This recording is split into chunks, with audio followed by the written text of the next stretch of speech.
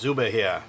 Welcome to Liner Notes. Today's Liner Notes are Under Fire, music composed and conducted by Jerry Goldsmith and written by the movie's director, Roger Spottiswoode.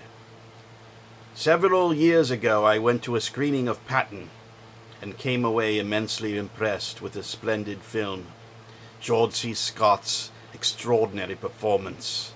The fine script and breathtaking scope of the direction had added up to a real work of art. But perhaps more than these, Jerry Goldsmith's memorable score has remained vivid ever since. He expressed the inner dreams and complexities of a severely private man, while illuminating the vulnerability of a soldier driven to realize his own mythology.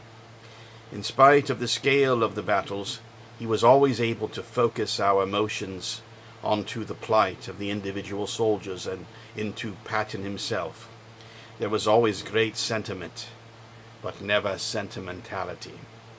Under Fire takes place entirely within war zones, briefly in Chad, Africa, and the greater part in Nicaragua, during the final months of the Revolution of 1979.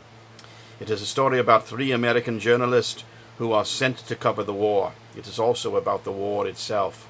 From the inception of Ron Shelton's screenplay, I felt that Jerry Goldsmith would be able to illuminate the complexities of the moral choices facing the characters, while at the same time taking us musically into the heart of a revolution. His score takes us on an emotional voyage into a foreign world and makes it real and accessible. It suggests that in spite of all that has been written and said, finally the issues are very human, very painful, very sad. In a masterly stroke, he chose pan flutes as the instrumental heart of the score. Their sound can be both small and personal, as well as strong and vigorous. By choosing an instrument that was not tied to Nicaragua, but can be found in different forms in several agrarian cultures of Central and South America, he gave the revolution a voice that speaks authentically of its peasant origins, but inevitably allows it to echo, like the music itself, across the borders of Nicaragua to other societies of Central America.